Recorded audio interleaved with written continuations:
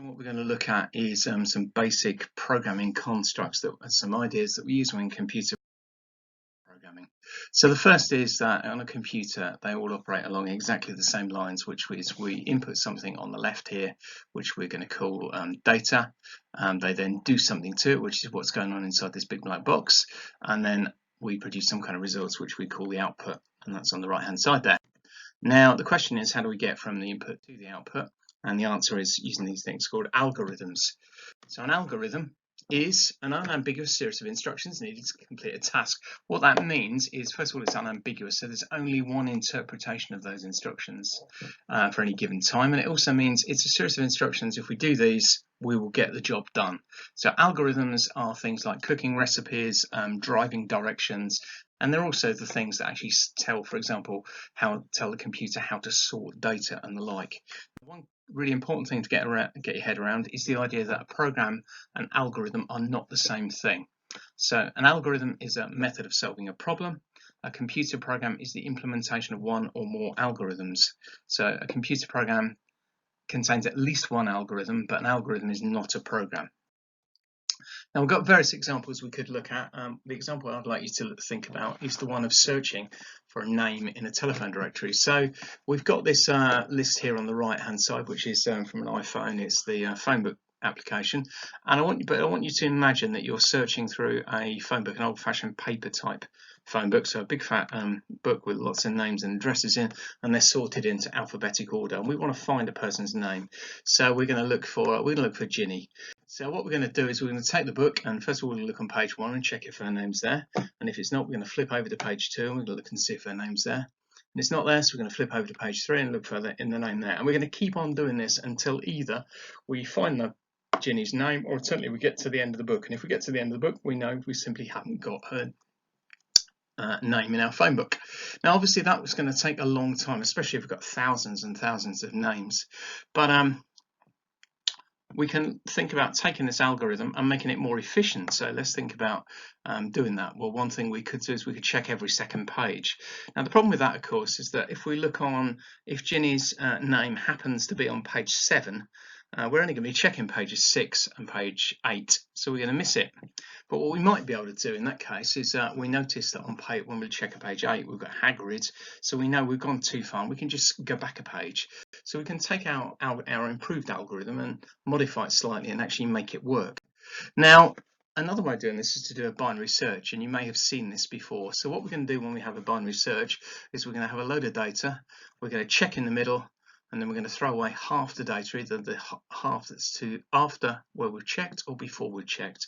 And what will happen is every time we do this, we're discarding half of the data we're looking at. So that is going to help. That's going to help us out, and that is going to be dramatically faster. Imagine you've got a phone book, you take it in half, you look in the middle, and you see the entry for the middle of the page is Grindelwald. So you know that comes after Ginny's name. So you can immediately throw away the second half of the phone book.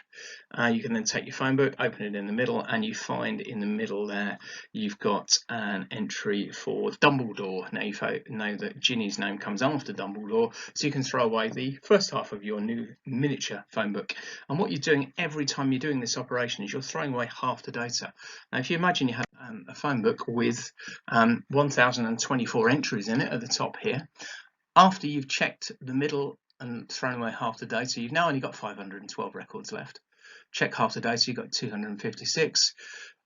Check in the middle, throw half away, you've got 128 records left now. And then check in the middle, you've got 64, and so on until you will eventually get to one single page, which will either have the information on it, or if it doesn't have the information on it, you know it's not in the book. And what this means is if you've got over 1,000 entries in your phone book, you would only ever need to look at 10 pages. And we can guarantee that after 10 lookups, you've either found it or you know that it's not there. And that's obviously a dramatic improvement, having to check all 1,000 pages in the phone book. Now, this leads us on to the idea of the efficiency of algorithms. All algorithms are not necessarily, they don't all work as well as one another. So if we have a binary search, one of the reasons it's so much faster is because it's a divide and conquer algorithm. In other words, it takes data and it splits it in half, and then it discards half the data. And that dramatically reduces the number of records we need to look at. So we'll look at that on a graph here. So we've got a graph here along the bottom. We've got we're going to represent the size of the problem. In other words, how many records we're going to search, and then up the y-axis on the left, we've got the time necessary to complete the search we want to perform. Now, if we were to do a linear search, so this is look at page 1, look at page 2, look at page 3, and so on, we would get a very, very steep line like this. In other words, as we double the number of records, the amount of time needed to solve that problem doubles, and we would end up with a line with a gradient of 1. In other words, there's a 1-to-1 relationship. Quadruple the number of records, you quadruple the time taken to find the information you're after. If we take our second algorithm, this is the one where we're checking every second page, we will get the yellow line, and you'll notice that the big thing you'll notice on the graph is that it's not, this line isn't steep. So what that means is when you double the number of records, yes, time increases, but nothing like as rapidly as with the line N there, which is where we look at every record. One thing to consider is down here is if we say go across a little bit and then we go up, say to where the blue arrow is pointing at the yellow line here, if we continue that line up, we get how long it would take us to solve the problem if we look at every record, and you'll notice it's twice as long, and that's obviously a huge amount of time. If, however, we use binary search, we get this green line down here. Now, the thing about the green line is it follows what's known as a logarithmic decay. So what that means is basically every time we read a record, we throw away half the data that remains. And you notice that although the line starts quite steep, the gradient is rapidly falling off, and it almost levels out a lot over here. Now this is really important because what it means is that if you get to, say, this point in here where the blue arrow here is pointing towards the green line, you'll notice that if you double the number of records, the amount of time hardly increases at all. So this actually shows us this is actually a very, very efficient algorithm. And that's obviously a really, really good thing. Now, when we want to represent algorithms, it's all very well and good talking about them, but it would be good if we can actually define them so they're unambiguous, so that we can only interpret them in one way.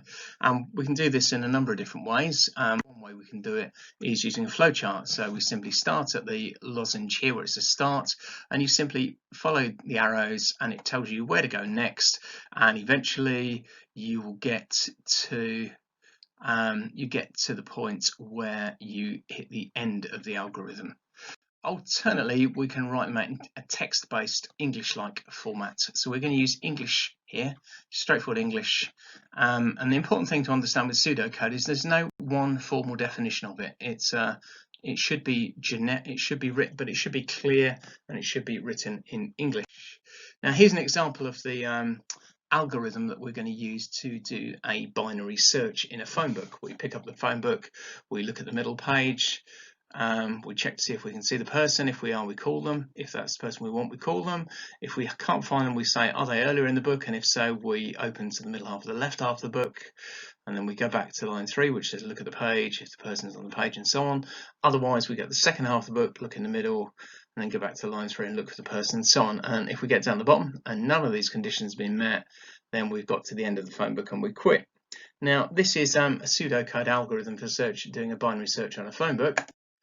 Over here, we have, what I've done is I've highlighted some of the words in yellow, and we're going to call these functions. So pick up, open to, look at, call, open to, open to. So these are actions, they're verbs, if you like. Now, highlighted in yellow, you can see certain keywords highlighted, and it's basically if, else if, and else. And we're going to call these conditions. These are branches in the code, or branches in the algorithm that tell it to follow a different route. Now, the other thing, if we're going to follow these different branches, though, we're going to these are decisions. If we're going to make one of those decisions, though, we need to ask a question. And those questions are called, in computer science, we call these Boolean expressions. Boolean is a kind of a method of logic developed by a mathematician called George Boole. But Boolean expressions is, if you look at all of these, person is on page, person is earlier in the book, person is later in the book. In each case, there are two possibilities here. Either that test is true or that test is false. There's no ambiguity about it at all. It's a true or false, a 1 or a 0, if you want to think about this in binary formats. Now, highlighted in yellow, what I've done here is I've highlighted the lines that say go back to line 3. Now, I don't really like this syntax here, but what we're saying is we're going to go back to the top and then we're going to come down. We'll go back to the top and we're going to come down. In other words, we're going to loop through the code. We're going to iterate and repeat things. And those are really some of the key constructs that we're going to use in compute when we're programming. Now, there are various different structures we've talked about, or programming structures we've talked about, and all of those things that we've just talked about have direct equivalents in all computer languages that we're going to be working with. When we come to write things, though, we nearly always express algorithms as pseudocode, and the reason is shown quite clearly here. On the left, we've got a piece of code written in the C programming language, and on the right, we've got a piece of code written in Scratch. And you can probably guess that both of these do exactly the same thing, which is they say hello world, but you'll notice they look very, very, very different, and that's because the languages are completely different, and the facilities in them are also different. And if you were to write a piece of code in, for example, Scratch, there may be no direct equivalent of what you're doing in C, and if you wrote it in C, there may be no equivalent to what you're doing in Scratch. So instead what we have is we have a generic language in which we can specify how a computer algorithm works, and that way any computer programmer can pick it up, and we can take that algorithm and turn it into any kind of computer language we want. Now, we've talked about how you get from input to output using algorithms. If we kind of turn that into a little Scratch program for a second, though, we can have a piece of text here. So we've got a piece of data. This is the phrase hello world.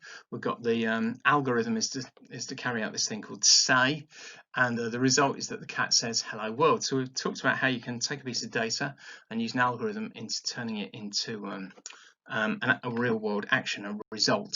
But what we want to do now is actually look at some of the building blocks for computer programming languages. So we're only going to do a few here, but the first of these is the idea of variables. So a variable, as it says, holds a value. It's a value the program needs. It might be something the user's entered. It might be something we've just calculated, or something we need to just remember temporarily. We store these in the computer's memory and its RAM. And the key thing about variables is, as the name suggests, they can change. They can vary as the program runs. They don't have to, but they can. All variables have to have an identifier, which is its name. And what the computer uses that for is it uses it to find out where in that vast memory it's got that it's stored this piece of data. And we also need each variable also needs a data type, so that tells the computer how big the variable is.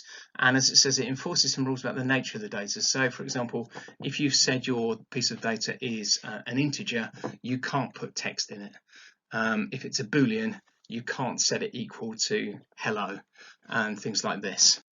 We then have constants. Now, the constant holds a fixed value. That's really, really important. A really important concept to kind of cement in your memory. Constants are, as the name suggests, constant. They cannot change. They are stored in the computer's memory, again, so they sit in RAM. Like the variables that we just talked about, they have to have an identifier, they have to have a data type, and they work in exactly the same way. But the big difference here is that constants also have a value, and that's a fixed value that cannot change. There's no way of changing a constant's value while the program is running. Now, constants and variables and lots of other things in a computer program will need an identifier. So an identifier is just a fancy way of saying a name, and whenever you create a identifier, it should be self-documenting. In other words, it should be absolutely obvious to the reader what this represents. So on the left-hand side there, we can guess that the first of those two identifiers, running total, holds some kind of total that's being added to as we perform some process. We can guess that the second thing is going to keep some kind of count. It's keeping some kind of count, some kind of record of how a number's increasing. On the right, we've got three terrible examples, I, J, and ZZ, and you've got absolutely no clue about what they represent.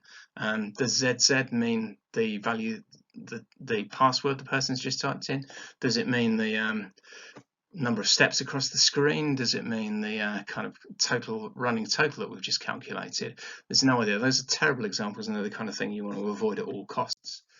Now, the other kind of thing that we need to understand is that when you write code, you need to use control statements to control how the program flows through. And you've really got three ones here. So we've got the sequence, we're going to look at in a second. In a sequence of code, it's a sequence of code statements, all the statements carried out one after another. Each statement is carried out once, and they're carried out in order. So we do one, then another, then another. Selection, with the selection statement, we carry out some kind of test, a Boolean expression, And depending on the outcome of that expression, we either carry out a piece of code or we don't. And then finally, we've got the iteration, which is where we repeat the blocks of code. And we use these statements combined in all sorts of different orders to control the flow through the program. In other words, which statements will be carried out next. And if we look here, this is an example of a sequence. So we've got 4 lines of code. We're going to perform number 1, then we're going to perform number 2, then we're going to perform number 3, then we're going to perform number 4, and then we're going to continue and do what else the program tells us to do next. So we carry out the instructions in that order, and that order will never change. And when we run this program, we can run it a million times and it will do exactly the same thing each time. So that would be called a block of code, and it's a lump of code that carries out a task. Then over here we've got an example of a selection expression. The if statement is by far and away the most commonly used format version of this.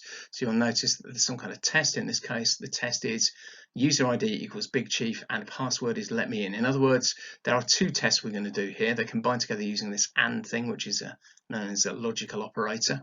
And what we're going to do is we're going to check that the user ID is this and the password is that, and if they are, then this whole expression is said to be true. So in that case, we'll carry out this line of code here. We'll say, welcome Big Chief.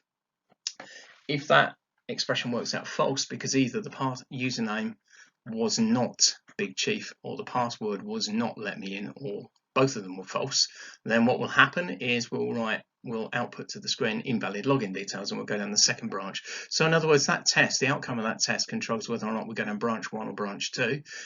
You can think of it as a fork in the code. We either go down one fork or the other depending on the outcome of the test. Now the last example we'll talk about here is iteration, which is looping. So this is where you're going to repeat statements over and over and over again. So in this case, what we're doing is we're asking someone for their password. We're going to read the password in, and then if the password is incorrect, we're simply going to repeat the loop. So we're going to repeat this code until they get the password right. After that, we then carry on and we say control is transferred to the line that would follow this until statement here. So using those 3 control statements, you can build pretty much anything you want if you combine them together in the correct order. Now, there are lots and lots of other building blocks in computer programming. We're not going to go through them right now, but we've got these things called operators. And as you can see, we've got lots of different types. And operators are used to build up those Boolean expressions that we used in the selection statements and the like to control the flow throughout programs. That's something to talk about another day.